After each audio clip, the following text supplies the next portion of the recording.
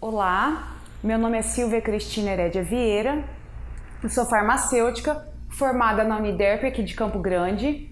Eu tenho mestrado e doutorado em ciências farmacêuticas, sendo que o meu mestrado eu realizei na UEM, em Maringá, e o doutorado na Unesp de Araraquara. No meu doutorado eu fiz um estágio de 10 meses na Espanha, que é o doutorado sanduíche. Hoje eu vou falar para vocês da motivação do farmacêutico para a redação usando metodologia científica. Bom, eu comentei que eu sou farmacêutica, só que eu não comentei com que eu trabalho, qual que é a minha área de pesquisa. Se eu pedisse para vocês me dizer, através desse esquema que eu montei, por exemplo, eu tenho aqui uma planta, que eu não sei qual é, eu tenho aqui uma estrutura química e uma cápsula. Vocês saberiam me dizer qual que é a minha área de pesquisa? Então, por exemplo, eu trabalho com plantas medicinais. Dessas plantas medicinais eu realizo o isolamento dos compostos e a partir daí a minha intenção é produzir um fitoterápico.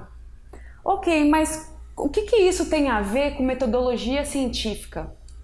Porque a questão é, qualquer tipo de redação, ela precisa ser tão clara o suficiente para que ninguém precise me mandar um e-mail, me fazer uma ligação, me fazer nenhum tipo de pergunta. Aqui, por exemplo, eu tive a oportunidade de explicar para vocês o significado desse esquema. Se vocês tivessem alguma pergunta, vocês poderiam me fazer que eu responderia. Agora, numa redação científica, não. Ela tem que ser muito clara e muito objetiva.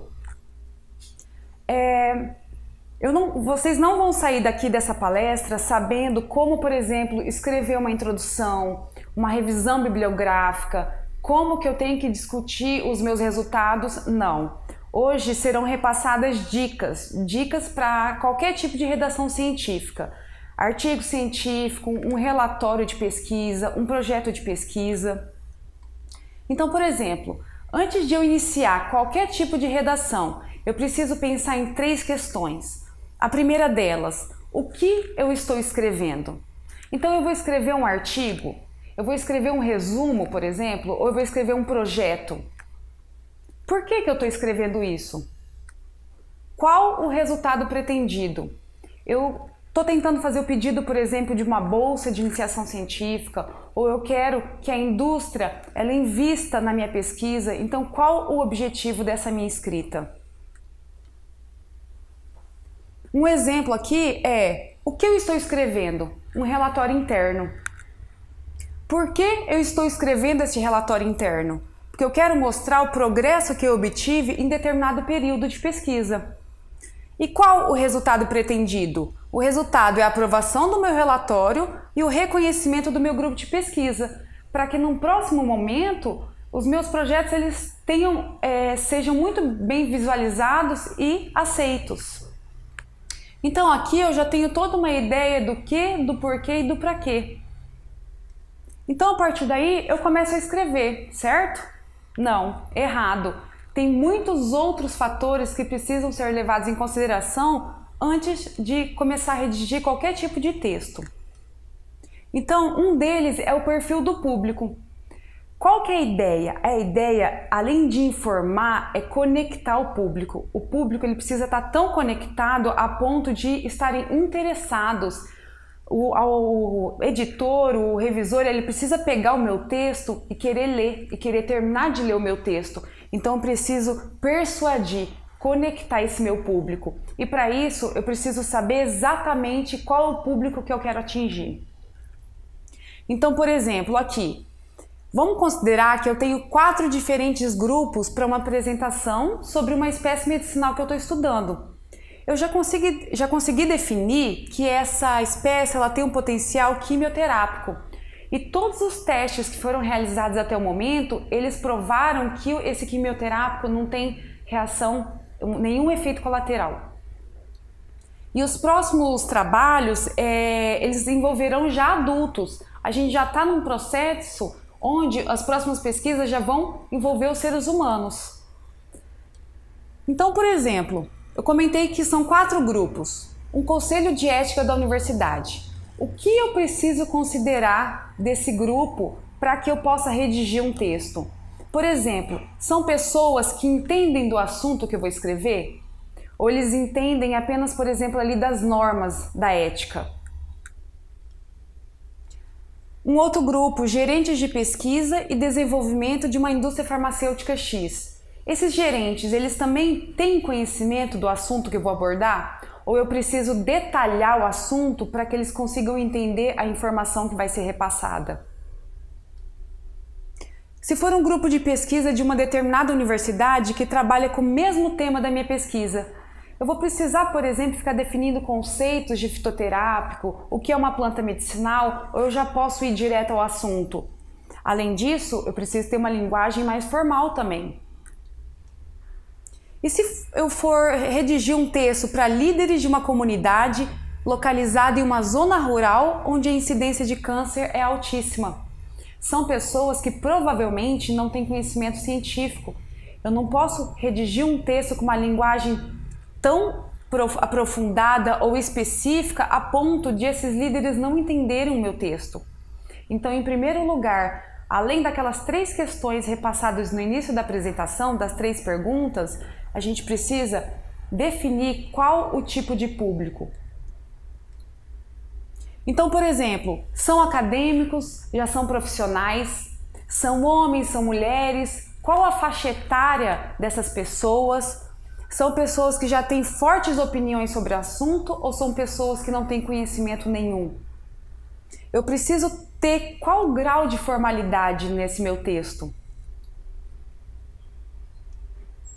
Então, qual que é a intenção do que foi dito até agora? É levar em consideração o escritor e o leitor. A todo momento em que eu estiver redigindo um texto, eu preciso ter o foco tanto no escritor, em mim, quanto em quem vai ler o meu texto. Então, por exemplo, se eu for considerar todas essas questões, o que eu sei a respeito do assunto? Esse é um questionamento que ele precisa ser feito antes de eu iniciar qualquer redação. O que eu sei a respeito do assunto? O que eu quero dizer com aquilo que eu estou escrevendo? Qual informação eu deveria incluir? O que eu preciso incluir naquele meu texto para que ele fique claro, para que ele seja compreendido? Como que eu devo organizar essas informações? Porque ele precisa ser coerente, ele precisa ter um formato, uma sequência de ideias. E o que eu quero dizer com isso? Então, muitas vezes a gente está tão acostumado a falar sobre determinado assunto, mas outra pessoa não está acostumada a ler aquilo. Então a gente precisa pensar se o leitor vai entender. Então é por isso que, além de eu pensar em mim, no que eu sei, no que eu quero dizer, eu preciso pensar o que o leitor sabe sobre o assunto. O que ele quer que eu diga, porque quando alguém vai buscar uma leitura, ela está procurando uma determinada informação. E é nisso que eu preciso pensar. O que esse leitor gostaria de ler? Qual informação ele quer que eu inclua? O que ele quer ler primeiro? Qual a ordem que ele gostaria de ler as informações? É justamente aquela questão. Eu preciso pensar na ordem para que o meu texto ele fique realmente compreensível. E o leitor, ele vai entender realmente o que eu escrevi? Tá claro? Então a gente vai ver mais para frente algumas dicas de como deixar o meu texto claro e objetivo. A questão é, qualquer pessoa que pegue um texto científico, ela quer saber o que ela está recebendo com isso. Então, por exemplo, por que eu estou pegando esse artigo científico para ler? Que informação que eu estou buscando? O leitor, a todo momento, ele vai ficar se questionando o que eu estou ganhando com isso. E é por isso que o meu texto ele precisa conectar o meu público. Ele precisa realmente repassar uma informação diferenciada, de uma forma gostosa de ser lida. 3 pontos devem ser levados em consideração. Então, como já foi dito naquelas questões anteriores, o que eu sei e o que o leitor sabe a respeito do assunto. Além disso, como eu estou me sentindo com aquela minha redação e como o leitor irá se sentir com a redação. E a partir daí, vem o que eu considero de principal. O que eu vou fazer e o que principalmente o leitor ele vai fazer a partir do momento que ele lê o meu texto. Então, por exemplo, se eu redigir um artigo científico onde eu descrevi uma espécie medicinal que ela pode ser utilizada como quimioterápico e já tem toda uma comprovação científica de que aquela planta ela pode realmente ser utilizada, qual que vai ser a ação do meu leitor? Utilizar essa planta. De repente, pensar numa formulação, colocar no nosso SUS, ele tem que realmente agir, tem que ter um diferencial. Aquele texto precisa mover o leitor para que ele tenha uma determinada ação. Se for, por exemplo, um relatório científico, qual que vai ser a ação de ser aprovado? De ele ler a ponto de ele gostar tanto, de ter todo um embasamento para que meu relatório seja aprovado. Então, a partir do meu texto, uma ação ela precisa ser gerada. 6 são as habilidades que devem ser consideradas no momento de uma escrita. Então, nós chamamos dos 6 Cs, que são as 6 habilidades. Quais são elas? O meu texto ele precisa ser completo. Além de completo, o meu texto ele precisa ser conciso, claro, coerente, correto e cortês. Então, 6 Cs, porque nós temos aqui 6 palavrinhas, pequenas palavrinhas, mas com grande significado. Então, por exemplo, o meu texto ele precisa ser completo, ele precisa incluir todas as informações necessárias.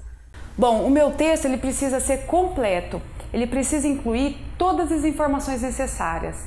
Então, por exemplo, se eu estou escrevendo um resumo expandido, onde eu só posso escrever 6 páginas, nessas 6 páginas todas as informações necessárias precisam estar contidas nela. Então ele precisa ser completo.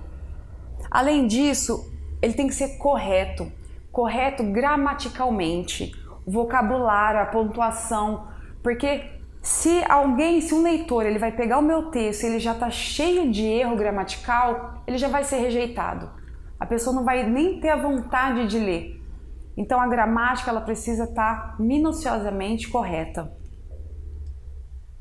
Ele tem que ser coerente, ele tem que ser organizado. As ideias precisam estar organizadas para que ele fique compreensível. Ele tem que ser claro. Claro significa o quê? Eu não preciso utilizar palavras rebuscadas, difíceis, totalmente científicas, mas ele precisa estar claro. Conciso. Conciso significa ir direto ao ponto. Eu costumo brincar que a gente não pode ficar enchendo linguiça no texto. Eu preciso repassar a ideia de forma realmente direta. Ele também precisa ser cortês. O que significa ser cortês? Ter um vocabulário moderno. O que isso significa? Significa que o escritor ele precisa ler muito. Ele precisa estar por dentro de todas as informações que estão sendo repassadas no momento. Qual que é a palavra que está sendo utilizada, por exemplo, para definir um determinado equipamento, uma determinada análise? E para isso a gente precisa de muita leitura. Bom, vamos pensar em uma dessas 6 habilidades, a palavra conciso, que significa ir direto ao ponto. Então, por exemplo, se eu pedisse para vocês hoje, para vocês escreverem um pequeno texto com 27 palavras, definindo para mim o que significa conciso. E depois eu pedisse para vocês diminuírem esse texto para 17 palavras e depois para 7 palavras. Como será que esse meu texto ficaria? Será que aquele com 27 palavras, ele seria compreendido da mesma forma com aquele que eu escrevi apenas 7 palavras? Então, por exemplo, nós temos aqui, a definição de conciso consiste em escrever um texto de forma resumida, de modo que o leitor possa entender rapidamente o que foi abordado sobre o assunto. E se eu diminuir aqui para 17 palavras? Consiste em redigir um texto resumido para melhor entendimento do leitor sobre o assunto abordado na pesquisa. E com 7 palavras, consiste em redigir textos resumidos e claros. Então, há pesquisas que comprovam que quanto mais palavras, menor é a compreensão. Quando eu tinha 27 palavras, a compreensão é de apenas 4%. Quando eu tenho 17, a compreensão ela já aumenta para 75%. Quando eu tenho apenas 7 palavras, 96%, que é justamente a questão de você ser objetivo. A partir daí, então, depois de todas essas dicas, a gente entra na questão da escolha da revista. O primeiro ponto que deve ser considerado para a escolha da revista é o objetivo e o escopo da revista. Eu já vi muitos casos, por exemplo, de as pessoas gastarem muito tempo formatando o artigo, desmembrando, por exemplo, a metodologia dos resultados, porque aquela revista exigia isso, e no momento da submissão, no mesmo dia, no dia seguinte, ela já recebe uma rejeição. Por quê? Porque não se enquadrava no escopo da revista. Então, o que isso significa? Significa que eu preciso estudar a fundo a revista. Todas as informações, por exemplo, contidas no site, todas as instruções que estão sendo repassadas. Além disso, eu tenho que pegar artigos científicos, por exemplo, daquela revista e me familiarizar. Será que aquele assunto que eu quero abordar, ele cabe no escopo daquela revista? Ele tem sido publicado, por exemplo, nos últimos anos? Então, por exemplo, a gente tem aqui diferentes circulações da revista, dos periódicos. O que isso significa? Será que a minha pesquisa ela tem uma importância só local? Porque se ela tiver uma importância só local, por que eu vou escolher uma revista internacional? Então eu preciso pensar se a minha ideia é atingir o público internacional, nacional ou local, para a partir daí eu escolher a revista que eu quero publicar o meu artigo científico. Outro fator também é o tempo e a frequência da publicação. Então, por exemplo, a revista ela demora muito para me dar um retorno? Ou a partir do momento que eu tive o meu aceite, qual que vai ser o tempo que ela vai demorar, por exemplo, para disponibilizar esse artigo científico? As publicações dessa revista, elas são anuais, são semestrais? Então são fatores que precisam ser considerados também. E um outro fator que, infelizmente, na crise que a gente vive hoje é a taxa de publicação. Há revistas que não cobram para publicar e há outras revistas que cobram. E elas cobram, por exemplo, por taxa única de publicação, algumas cobram por página e outras cobram, inclusive, por figura. Então, esse é um ponto também que precisa ser considerado se o seu caso for a dificuldade financeira. E sobre as formatações e linguagem do meu texto? Como foi comentado, eu preciso cumprir todas as exigências de formatação que foram instruídas no site do meu periódico. A linguagem, por exemplo, se for um artigo internacional, o meu inglês ele precisa estar perfeito, porque é justamente aquela questão de que o leitor ele não vai perder tempo corrigindo a minha gramática, não vai corrigir o inglês. Por isso que muitos periódicos hoje eles estão exigindo esse certificado de edição profissional da linguagem em inglês, na ausência de um autor nativo. Aqui eu vou comentar rapidinho sobre diferentes tipos de artigos. Então eu tenho aqui os artigos de pesquisa originais. São aqueles, na verdade, que a gente está habituado, onde são realizadas pesquisas completas. Os artigos de pesquisa curtos, que são chamados de short communications, são artigos pequenos, mas não menos importantes. Apenas artigos em que a gente vai acabar redigindo uma quantidade de resultados menores. Eu tenho também artigos de métodos, onde são descritas metodologias. Relatórios de estudo clínico, que como o próprio nome já diz, eu vou relatar um estudo clínico, então é na área da saúde. E artigos de revisão. Artigos de revisão são artigos extensos, que abordam com muito detalhe sobre um determinado assunto. Tem periódicos que eles já, nas próprias instruções, eles já orientam essa consulta pré-submissão. O que isso significa? Vamos dizer que eu tenho dúvida sobre o enquadramento da minha pesquisa no escopo daquela revista. Então eu posso realizar uma consulta, eu posso enviar um e-mail, por exemplo, colocando qual que é o tema da minha pesquisa, qual que é a relevância, fazendo um resuminho do meu artigo para que o editor ele me diga se realmente se enquadra naquela revista ou não. Só que isso não significa, em primeiro lugar, que o meu e-mail ele vai ser retornado. Pode acontecer porque algumas revistas elas descrevem que há essa possibilidade, outras não. Mas mesmo assim eu posso tentar fazer essa consulta pré-submissão. Mas eu tenho que estar ciente de que eu posso não receber esse retorno, ou mesmo que eu tenha um retorno do editor, não significa que meu artigo vai ser publicado. A carta de apresentação, que é a chamada de cover letter, ela tem sido redigida de uma forma muito equivocada.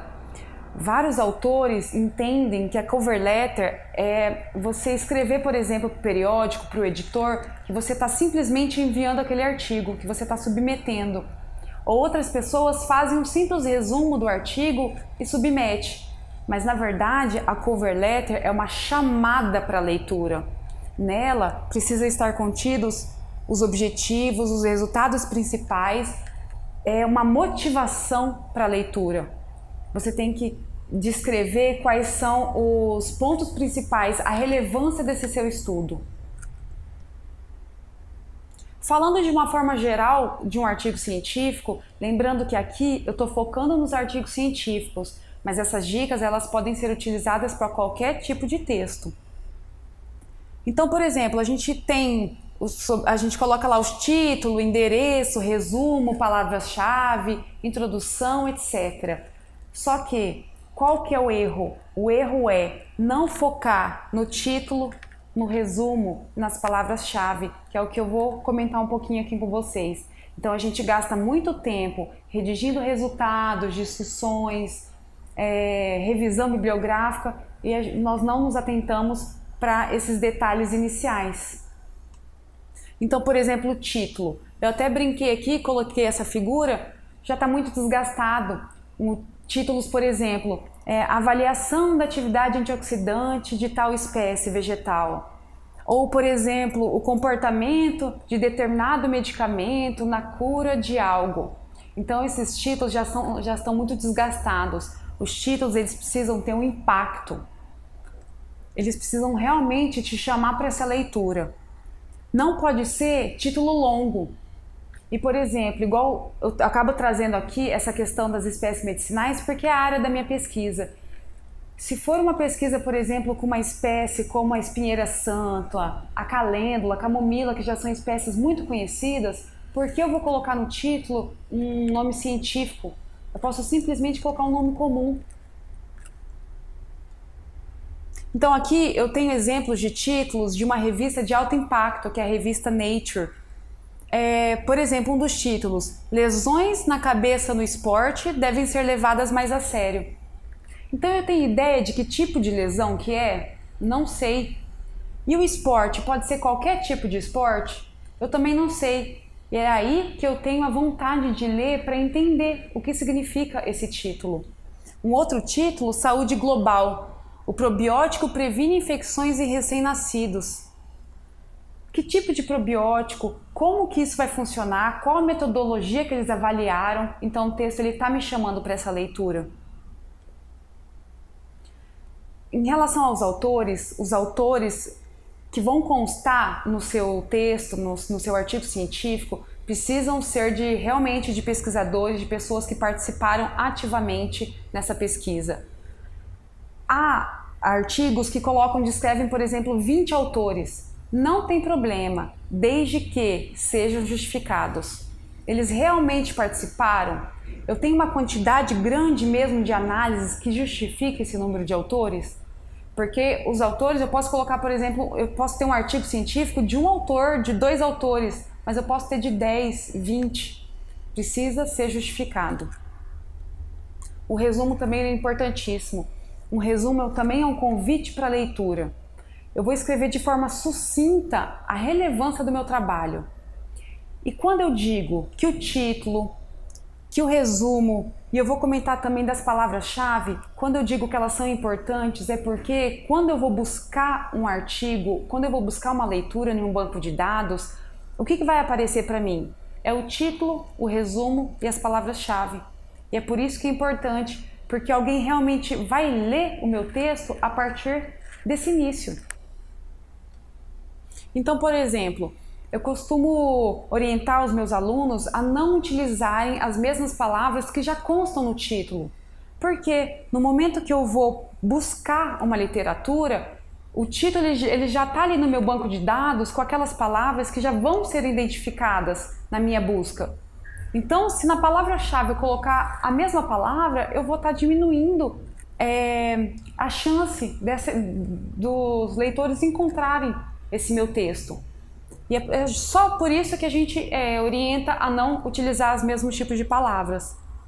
Então, qual que é a orientação principal? Que eu escreva todo o meu texto, que eu redija esse texto e que no final eu tente observar quais são as palavras que se repetem com maior abundância no meu texto para que ela entre como palavra-chave. Além disso, as palavras-chave elas também são utilizadas para indexação dos meus artigos científicos. E é por isso que são muito importantes e eu, pelo menos na minha realidade, eu vejo que nem sempre é levada em consideração com toda essa importância que deveria ter. Então, um erro é investir muito tempo estruturando e redigindo introdução, material e métodos, resultados, e não investir tempo no título, no resumo, nas palavras-chave. O meu texto ele precisa ser power. O que significa ser power? Ele precisa ser planejado. Então, toda essa questão inicial das dicas que foram dadas anteriormente é um planejamento, não é perda de tempo. Planejar, na verdade, é ganhar tempo. Organizado. A partir do momento que eu planejei, que eu organizei, eu vou escrever. A partir daí, então, eu vou editar e vou revisar. E a dica que eu dou é que você peça para algum colega para que ele revise esse seu texto, porque vai ser uma segunda, um olhar diferenciado. Porque nós estamos tão acostumados a fazer aquela leitura que a gente já não consegue identificar determinados erros. Outra questão, então, é, por exemplo, se no seu texto você for precisar colocar uma tabela, um gráfico, fotos, precisam ter uma boa qualidade. Então, por exemplo, aqui eu trouxe fotos que foram retiradas pelo nosso grupo de pesquisa de algumas plantas medicinais. Então, nós temos aqui a capuchinha, o ipê. O que isso significa? Significa que o meu artigo, por exemplo, ele pode ser rejeitado se eu apresentar um gráfico com uma qualidade ruim. Aqui eu tenho também uma outra foto, que é da guavira. A guavira é uma espécie medicinal que nós estamos estudando agora no nosso grupo de pesquisa, que são as campomanésias. Então, por enquanto, é isso. Eu gostaria de agradecer por essa oportunidade, agradecer ao Conselho pelo convite. Qualquer dúvida, eu estou à disposição. O meu e-mail, se precisar entrar em contato comigo mais adiante, mas eu estou aberta a perguntas. Muito obrigada.